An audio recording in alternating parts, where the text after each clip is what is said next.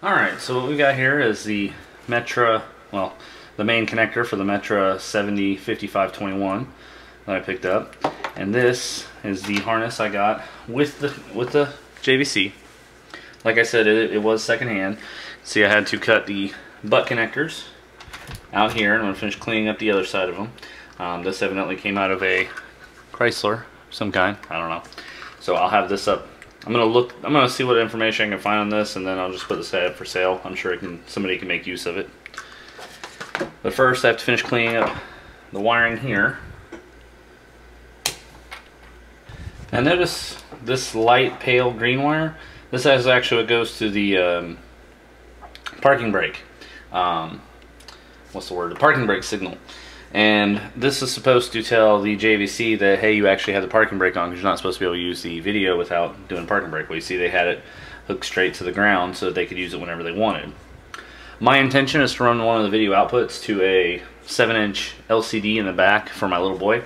So I'm probably going to actually go ahead and wire it the same way. Now I am going to solder and shrink wrap all of these connections.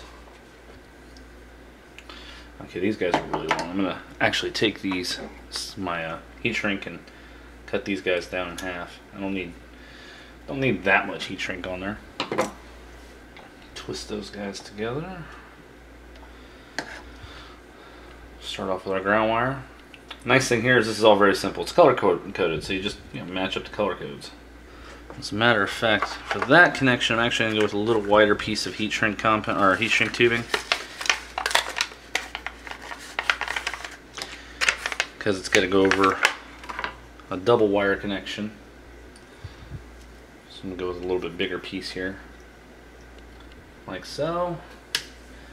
Get our soldering iron warming up, and I'm just using some 015 silver bearing solder. I use it for pretty much everything these days. Go ahead and pre-tin our soldering iron. And we'll solder our wires together. And what you want to see is not that you're touching the iron with the solder, but that you're just touching the wire and the solder flows down into it. Just like so.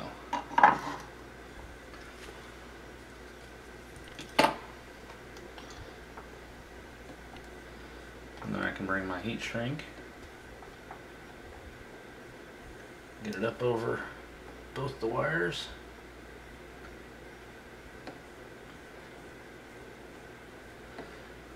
Work it up on there, nice.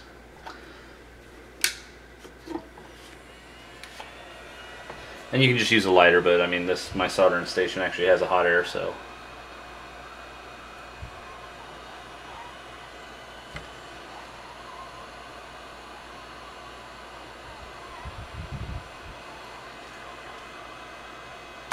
Alright.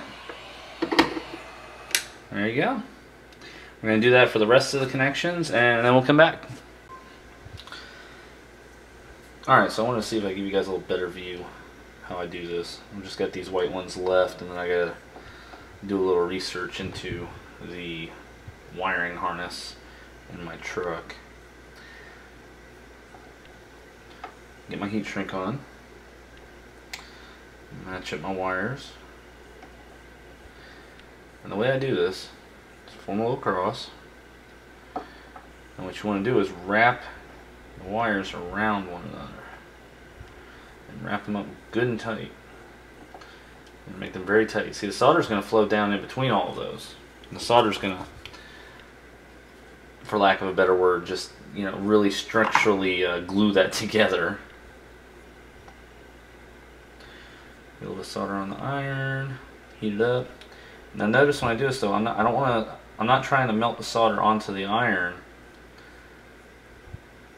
I want the iron to get hot enough. Get a little more on here. Get some on the iron. I'm trying to heat the wire up so that the wire melts the solder, not the iron.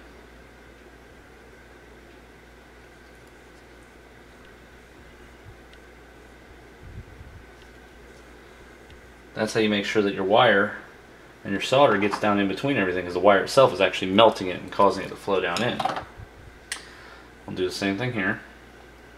I'll only go ahead and get the piece of heat shrink up there. Alright. Form across. Tie them together.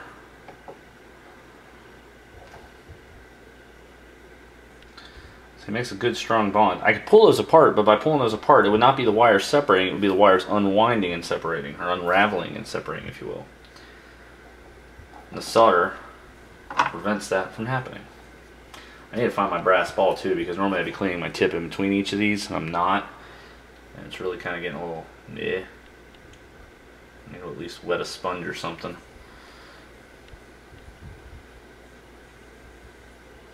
So the only reason I add any solder down on the iron itself is to make sure I can get more heat into the wire.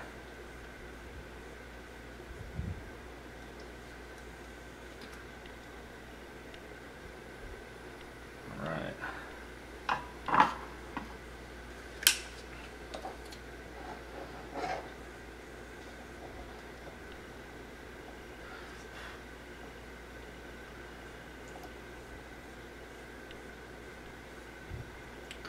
Wire's actually hot enough. I was trying to force my heat shrink down. There we go, get it in place.